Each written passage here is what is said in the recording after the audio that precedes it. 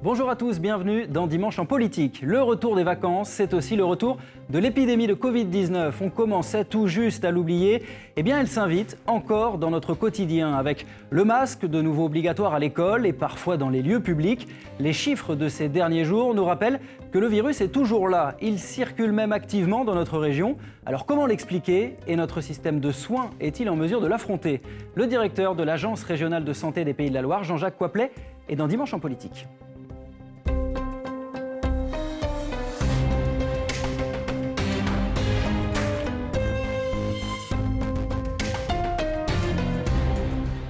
Bonjour Jean-Jacques Coiplet, merci d'être avec nous. Bonjour, merci de m'avoir invité. La région connaît donc un rebond épidémique. Vous, à l'ARS, vous parlez déjà de 5e vague. On connaît le vocabulaire choisi qui n'est pas anodin. On en est vraiment là, une 5e vague chez nous, en Pays de la Loire? Il faut toujours être prudent pour les termes qu'on emploie, mais on peut vraiment parler de rebond épidémique. Vous l'avez dit, le virus circule trop activement sur notre territoire et sur l'ensemble du territoire. Juste un chiffre, mais je pense que maintenant tout le monde est bien rompu à l'épidémiologie, c'est ce qu'on appelle le R effectif, c'est-à-dire combien de personnes en contaminent à leur tour d'autres. Et aujourd'hui, en Pays de Loire, 10 personnes en contaminent un peu plus de 12, c'était encore quelques jours 14, et c'est supérieur au niveau national. Donc il est largement positif, ce R. Absolument, et largement positif. On sait que quand il est inférieur à 10, là, le virus commence à circuler moins activement. Pourtant, on est environ à 500 nouvelles contaminations par jour. On est très loin des niveaux records qu'on avait connus, y compris l'année dernière, à la même époque, au pic de la 2e vague. On en est très loin encore. Oui, mais il faut regarder aussi la cinétique, la progression, et notamment les 2 semaines d'octobre, où on avait des progressions de pratiquement plus de 25%, plus de 50%. Aujourd'hui, ça diminue un petit peu. Donc, c'est aussi ces ensembles-là qu'il faut regarder. Aujourd'hui, nous avons 4 départements sur 5 qui ont dépassé le seuil d'alerte de 50 pour 100 000, même un, le Maine-et-Loire, qui a dépassé les 100 pour 100 000. Alors on voit la carte justement qui s'affiche. Où sont les points chauds dans la région, les points particulièrement sous surveillance? On voit le Maine-et-Loire qui a un taux d'incidence qui grimpe en flèche. Il y a vraiment une situation particulière, notamment dans le Maine-et-Loire. Ce n'est pas le seul département, la Vendée également. Quels sont les points sous surveillance dans la région? Toute la région est sous surveillance et vous avez vu, il y a une forme d'atypie avec la Mayenne qui a un taux plutôt faible. Qui redescend. Et qui redescend. Alors il faut tout regarder en même temps, à la fois le taux de dépistage, le taux d'incidence, le taux de positivité, l'impact que cela a, et on va en parler sur le système de santé. Ce qu'on constate aujourd'hui, c'est qu'on a des indicateurs dans notre région qui sont supérieurs à la moyenne nationale. Largement supérieurs. Et largement supérieurs. Aujourd'hui, on doit se situer dans les régions de France qui avons les taux épidémiologiques, d'indicateurs épidémiologiques les plus élevés. Donc ça veut dire qu'il faut qu'on soit particulièrement vigilant et actif. Et pourquoi particulièrement dans l'Ouest? On sent que l'épidémie repart notamment dans l'Ouest de la France, notamment dans notre région. Comment on l'explique? Eh bien, par rapport à ce qu'on avait connu précédemment, là, il y a une forme d'atypie. Ce sont les personnes les plus âgées qui sont touchées. Aujourd'hui, on a des taux d'incidence pour ces personnes qui sont extrêmement élevés. Et on a plusieurs facteurs. On pourra y revenir. On voit les taux d'incidence sur le public de plus de 65 ans. C'est sur ce public, en effet, que les taux montent particulièrement. Exactement. Et vous voyez effectivement les taux d'incidence et les taux de positivité qui sont très forts. Il y a aussi une augmentation importante en Sarthe, par exemple. Et donc, on a maintenant un certain nombre d'explications qui permettent de mieux comprendre comment et pourquoi cette épidémie repart dans notre territoire. Et alors, spécifiquement sur cette tranche d'âge, on a connu l'inquiétude chez les jeunes cet été. Cette fois, c'est donc sur cette tranche d'âge plus de 65 ans. Comment on l'explique? Eh bien, il y a des événements un peu fondateurs. La reprise de la vie sociale, familiale, amicale chez ces personnes, et qui est absolument légitime, parce que c'est aussi du lien et de la cohésion sociale, a été un facteur de risque. Les nombreux thés dansants, les rencontres de clubs de 3e âge, les voyages organisés. Justement, les thés dansants, vous en parlez régulièrement lors de vos points presse. On est allé voir au début des vacances scolaires comment ça se passait, ces thés dansants. C'était dans le Maine-et-Loire avec Éric Aubron et Gwenaëlle Rier. Regardez leur reportage.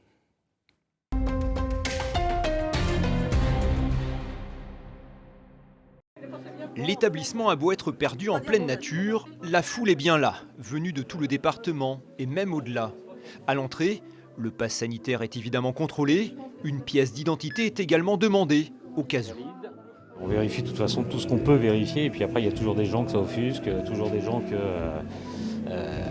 Mais bon, c'est pour le bien-être de tout le monde. Sur la piste en revanche, pas de masque. Une liberté retrouvée pour ces habitués d'été dansants, privés de ce divertissement pendant de longs mois. Ça vous a manqué pendant des mois, ça? Ah bah oui, oui, beaucoup. On faisait ça dans les sous-sols. Ah oui. On n'a jamais arrêté pour ainsi dire, mais bon, en couple, hein, c'est tout. Hein. On n'avait pas le droit à être rassemblés. Hein. Fermé depuis le premier confinement, ce dancing fait sa réouverture avec un nouveau propriétaire, plutôt serein quant aux précautions prises pour éviter la contamination. Là, les gens, ils ont tellement envie de sortir. De toute façon, s'ils ne sont pas contaminés ou malades par le Covid, ils vont être malades soit par la déprime ou autre chose. On a un espace où on peut accueillir de toute façon jusqu'à 600-700 personnes. Après, ça devient compliqué de danser. Et nous, on peut aller jusqu'à 1000 personnes. Donc on sera toujours en dessous de la jauge où les gens seront en sécurité par rapport à cet espace qui a beaucoup d'air. Le temps d'un après-midi, l'angoisse du Covid semble bien loin des préoccupations. Voilà, on entend bien ce besoin de se divertir à nouveau. Est-ce qu'il faut arrêter ce genre de rendez-vous, de réunions festives, selon vous? Et non, évidemment, parce que c'est important, hein, on l'a bien vu, tout est dit dans votre très bon reportage, qui est à la fois le besoin des personnes, les efforts que font les organisateurs, hein, et c'est pas toujours facile. Et donc, c'est légitime, effectivement, que les personnes puissent se retrouver. Mais ce que nous disons, c'est qu'on peut le faire en prenant plus de précautions. Et on le voit, l'oubli du port du masque. Il faudrait le masque à l'intérieur pour danser? En tout cas, il faudrait à minima faire attention à la jauge. C'est le cas, nous dit l'organisateur. Alors, bien sûr, mais faire attention aussi à la façon dont on aère les locaux, de la façon dont les gens se comportent lorsqu'ils vont manger. Est-ce qu'ils se lavent bien les mains? Est-ce que dans certaines circonstances, le port du masque n'est pas souhaité et souhaitable? C'est tout ça qu'il faut faire. Et puis, c'est très bien dit aussi, le pass sanitaire peut être parfois une sorte de fausse sécurité, en disant maintenant j'ai le pass sanitaire et je n'ai plus de problème. Or, le pass sanitaire est important parce qu'il révèle l'importance de la vaccination, mais on va en parler. Il y a un enjeu aujourd'hui de rappel vaccinal, notamment pour les plus fragiles. Alors, on va d'abord expliquer quelque chose. Cette population des plus de 65 ans, là, qui est particulièrement ciblée, elle est aussi en grande majorité vaccinée. Comment on explique que l'épidémie reprenne sur cette tranche d'âge qui est à plus de 90% de taux de vaccination aujourd'hui dans notre région? Eh bien, tout simplement parce que nous savons qu'avec l'âge, avec les fragilités de la vie, la couverture vaccinale devient moins efficace. L'immunité, effectivement, mérite d'avoir un rappel vaccinal. Et c'est là toute l'importance hein, sur laquelle nous insistons, qui est de dire à la fois il faut continuer à être extrêmement vigilant sur les mesures barrières, le port du masque, le lavage des mains, la distance, l'aération des locaux, c'est absolument essentiel. Et au fond, même si c'est parfois un peu contraignant, c'est assez facile à mettre en place. Mais est-ce que ça veut dire que l'efficacité du vaccin, à long terme, pose question quand même? En tout cas, l'efficacité du vaccin, c'est prouvé, protège des formes graves. Mais par contre, il y a une durée qui fait qu'au bout de 6 mois, et donc les personnes qui sont vaccinées depuis plus de 6 mois, et c'est un message que je dis et je redis, et j'invite toutes les personnes concernées, toutes les personnes éligibles à aller se faire vacciner. C'est une protection supplémentaire. Il y a encore de nombreuses personnes. Combien elles sont les personnes dans notre région à ne pas être vaccinées du tout? Eh bien écoutez, il y a par exemple pour les plus de 80 ans, il y a encore pratiquement 16 000 personnes dans notre région qui ne sont pas vaccinées pour plusieurs raisons. Il peut y avoir parfois des difficultés d'accès à la vaccination, parfois des positions personnelles qui disent à mon âge, ce n'est plus la peine, peut-être un déficit d'information. Eh bien, pour ces personnes-là, c'est extrêmement important d'aller vers, de les convaincre, de les accompagner. Et tout est fait aujourd'hui de façon assez facile pour les faire se vacciner. Et puis, il y a encore pratiquement 56%, plus de 57% des personnes éligibles qui ont fait ce rappel, mais il y en a encore, vous voyez, 44% qui ne l'ont pas encore fait. Qui est éligible aujourd'hui Eh bien, ce sont toutes les personnes de plus de 65 ans, notamment, qui ont été vaccinées depuis plus de 6 mois et pour lesquelles il est important, il est essentiel même pour leur santé de se faire vacciner. Et je pense que la plupart des personnes ont maintenant bien compris tout l'enjeu, mais parfois on peut peut-être prendre un peu de temps, se dire non, c'est pas nécessaire, c'est pas urgent. Or, on le voit aujourd'hui, il y a un impact réel pour la santé des Ligériens, pour les personnes qui aujourd'hui sont en réanimation. On a presque 280 personnes hospitalisées, dont plus de 55 qui sont aujourd'hui en réanimation. 20% à peu près de tension dans les services de réa. Et ce n'est pas négligeable. Et ça touche malheureusement les personnes les plus âgées, les plus fragiles, qui ont besoin de soins d'accompagnement, mais surtout qui peuvent, et c'est un message tout simple, à la fois être prudent, prendre les mesures barrières et se faire vacciner. Vous parliez de votre campagne Aller Vert. On a suivi en Vendée le Stop Covid Tour que vous avez organisé avec l'ARS, c'est-à-dire essayer d'aller chercher les personnes là où elles se trouvent pour leur permettre d'avoir ce rappel de vaccination. C'est un reportage de Fabienne Evin et Frédéric Grinchec.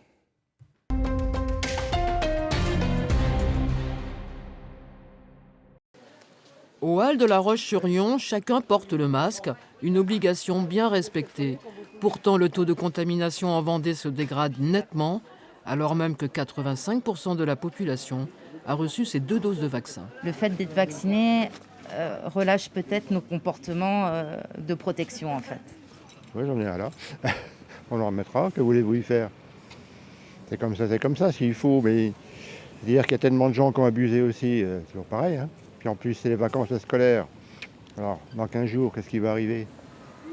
Pour enrayer la spirale des contaminations, notamment chez les plus de 65 ans, l'Agence régionale de santé accentue son dispositif Stop Covid dans les communes du département pour inciter les plus fragiles à recevoir leur 3e dose. Ce qui nous inquiète, c'est que seulement 55% des personnes éligibles au rappel en ont bénéficié. Et bien, ce qui signifie qu'on a effectivement presque la moitié de la population éligible qui aujourd'hui a une immunité qui est très faible et qui l'expose à des formes graves de Covid en cas de contamination. Ce sont d'ailleurs majoritairement des personnes de plus de 65 ans qui se sont déplacées. Ici, elles peuvent se faire dépister et vacciner près de chez elles. C'était important pour nous de proposer une vaccination de proximité pour les personnes qui ont un peu plus de mal à se déplacer. Donc là, je vois que ça répond bien. Donc il y a une belle prise de conscience que notamment le rappel, cette 3e injection est importante. La Vendée est sous surveillance accrue car le nombre de patients en réanimation est passé de 8 à 12 en une semaine. Jean-Jacques Coaplet, est-ce que cette 3e dose, il faut la rendre obligatoire? On sait que le gouvernement y réfléchit en ce moment. Quelle est votre opinion à vous? Écoutez, pour l'instant, c'est de l'incitation. Et je pense que tout est fait pour permettre aux personnes qui le souhaitent d'aller se faire vacciner. Vous l'avez vu, il y a des équipes mobiles, il y a des centres de vaccination qui s'adaptent. Beaucoup ont fermé. Les moyens sont encore suffisants pour cette campagne de 3e dose? Bien entendu, puisqu'il y a aussi les professionnels de santé de ville qui sont très mobilisés, les médecins, les infirmiers, les pharmaciens. Et donc, il y a une réponse aujourd'hui qui est apportée. Donc, ce n'est pas très compliqué d'aller se faire vacciner. Et donc, j'insiste vraiment... Une 3e dose pour valider son pass sanitaire, ce n'est pas encore à l'ordre du jour? Écoutez, je sais que c'est aujourd'hui en discussion. Je pense qu'il faut à la fois trouver l'équilibre avec la nécessité de continuer à avoir une vie sociale. Il est évident, et nous le faisons depuis le début, de stigmatiser personne. En faisant cela, c'est vraiment prendre soin des personnes les plus vulnérables, mais en même temps, considérer aujourd'hui que la première partie de la vaccination est importante, mais qui doit être complétée pour les personnes les plus fragiles et notamment les plus âgées. Un dernier mot sur la vaccination des enfants. Elle a débuté aux États-Unis. On commence à en parler en Europe, chez nous en France.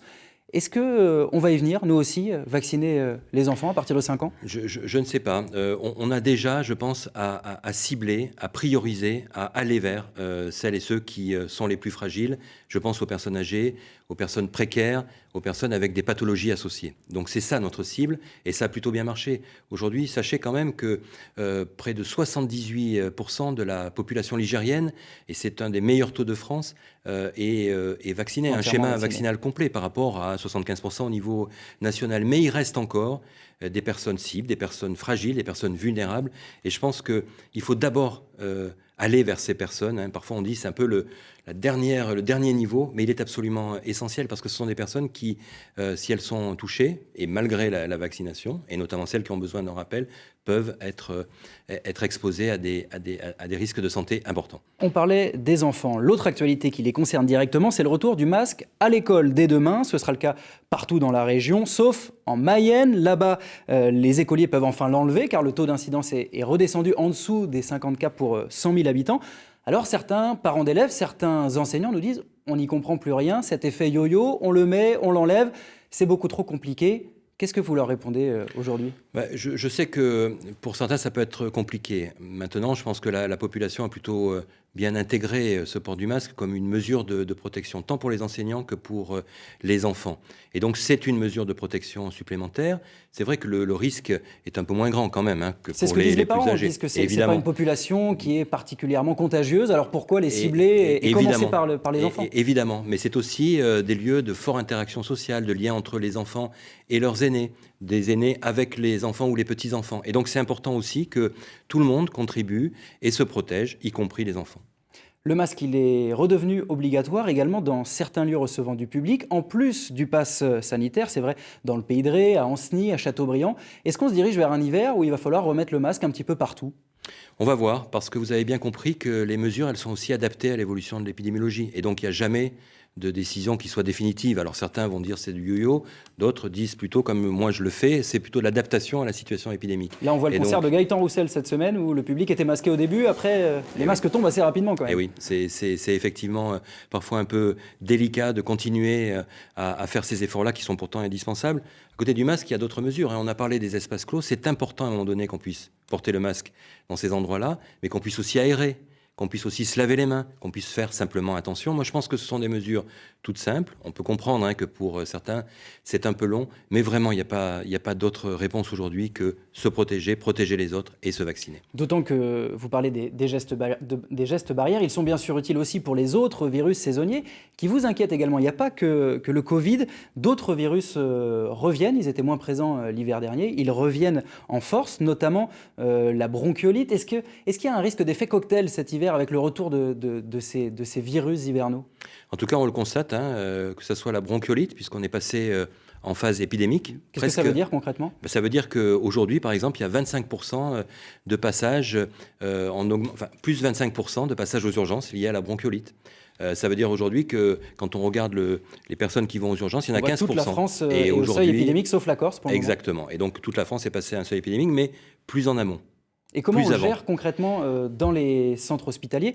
On est allé entendre l'inquiétude dans les urgences pédiatriques au CHU de Nantes. C'était il y a un mois, début octobre. La chef du service des urgences pédiatriques nous disait que la situation était déjà très compliquée à gérer il y a un mois. On l'écoute.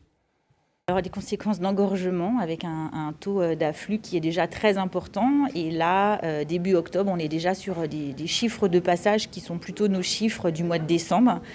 Avec effectivement entre 110 et 130 passages. Donc c'est beaucoup en fait sur une journée pour notre service. Alors forcément des délais d'attente qui s'allongent, des problèmes en fait de place et d'hospitalisation. Voilà, et puis une qualité de prise en charge que nous on trouve en fait moins bonne parce qu'effectivement tout le monde court en fait un peu partout et a moins de temps en fait pour chaque patient. Voilà, ça c'était il y a un mois. Face à tous ces fronts, est-ce que l'hôpital public va pouvoir tenir ?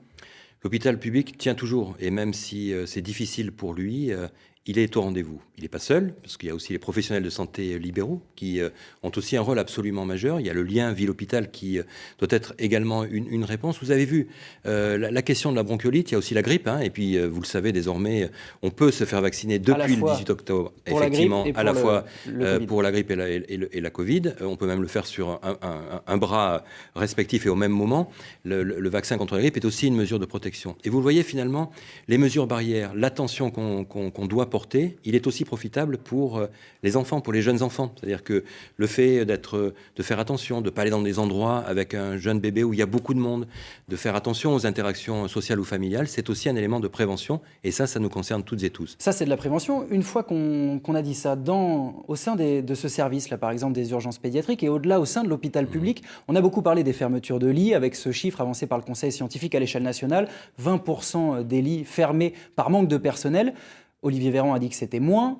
Où est-ce qu'on en est dans notre région ? Combien de lits sont fermés aujourd'hui en Pays de la Loire ? Alors on n'a pas ce chiffre et je pense que c'est un peu vrai pour l'ensemble du territoire parce que ça demande une analyse un peu approfondie qu'on va mener au niveau national. Elle n'a pas été faite encore. Qu'on va mener au niveau national et puis au niveau régional, sachant que les causes de fermeture, elles sont multiples. Il peut y avoir des causes conjoncturelles, c'est-à-dire à un moment donné, parce qu'il y a des vacances, parce qu'il y a des tensions sur telle ou telle discipline.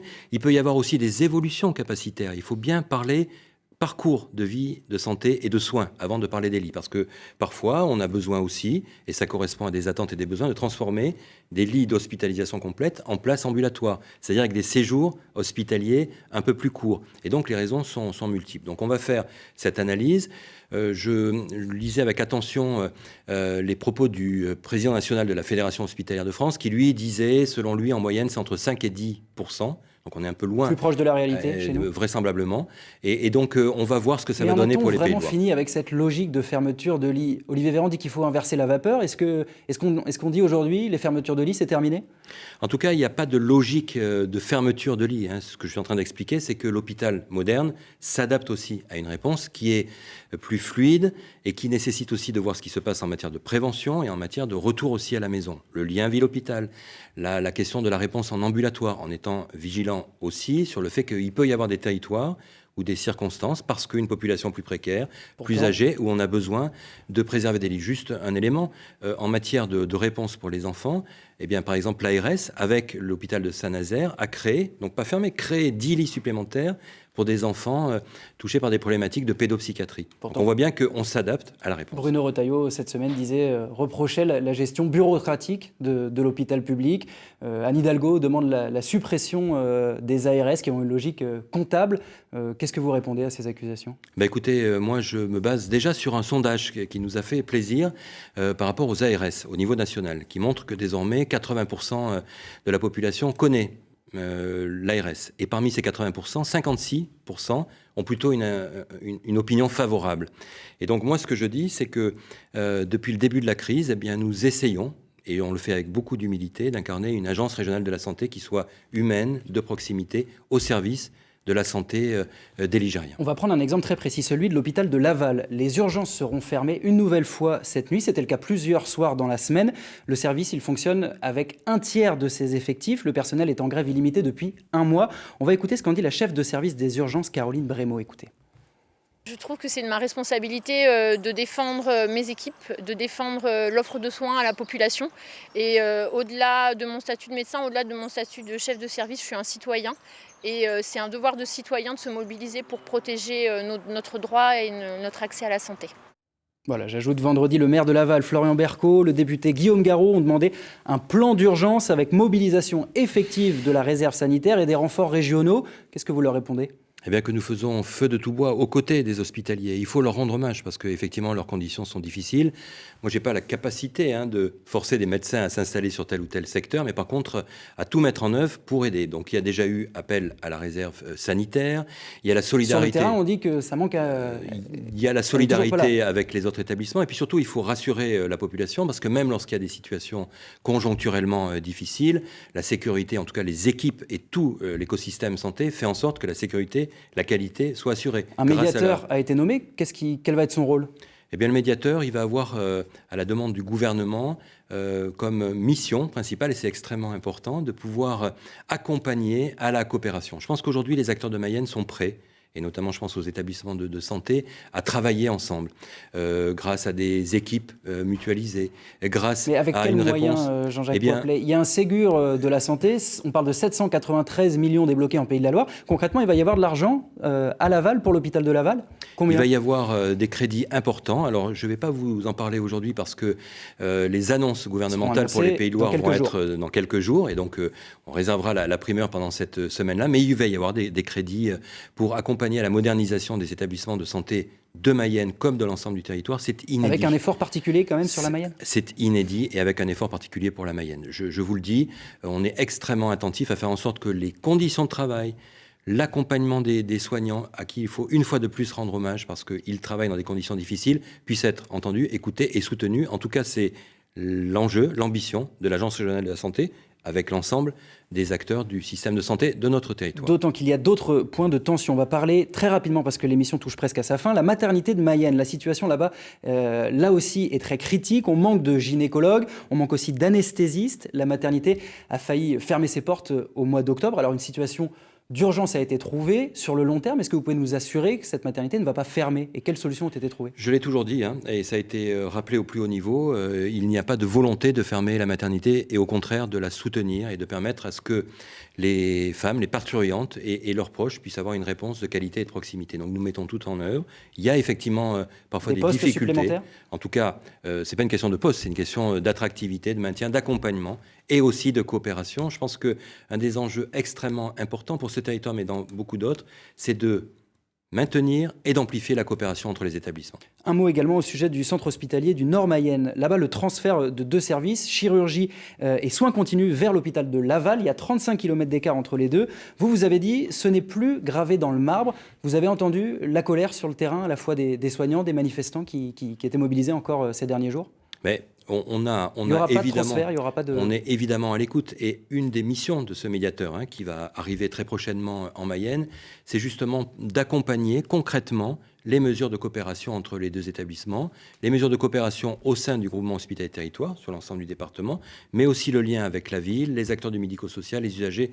Bref, depuis le début, l'Agence régionale de la santé rappelle bien que l'ensemble de ces mesures de coopération ne peuvent se faire que dans la concertation, en écoutant évidemment tout le monde, mais aussi en agissant, parce que je pense, comme beaucoup d'acteurs de Mayenne, que le statu quo ne peut plus être de mise. Et il faut désormais avancer. Mais c'est-à-dire, est-ce qu'il y aura un transfert, oui ou non, de ces 2 services? C'est la question qu'on va poser au médiateur, qui va écouter l'ensemble des parties. Et vraiment, il n'y a pas d'a priori. C'est ce que j'ai dit. Ce que je souhaite par contre, c'est que la coopération, et une coopération opérationnelle concrète, puisse se déployer.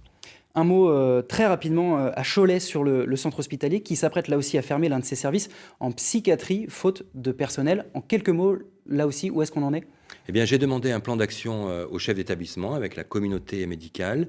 Il est en train d'être finalisé, on va l'évaluer et le moment venu, on pourra communiquer à la fois en montrant de façon très transparente la réalité, mais aussi en apportant des réponses. Et des réponses qui, je l'espère, vont permettre effectivement de rappeler à la population que tout est mis en œuvre avec le CHU d'Angers, avec l'établissement Sésame qui est à côté, avec la ville, avec toutes celles et tous ceux qui peuvent aussi contribuer à apporter une réponse, et bien que pour ce qui concerne Cholet, eh bien on ait de la perspective et des réponses positives. Merci beaucoup, ce sera le mot de la fin. Merci beaucoup Jean-Jacques Waplet d'avoir été avec nous dans Dimanche en politique. La semaine prochaine, Dimanche en politique, ce sera avec Virginie Charbonneau qui recevra Mathieu Orphelin, député du Maine-et-Loire et porte-parole de Yannick Jadot, candidat Europe Écologie Les Verts à la prochaine présidentielle. Moi, je vous retrouve la semaine prochaine pour le 12-13. Très bonne journée. Tout de suite, c'est le journal régional. Très bon dimanche à tous.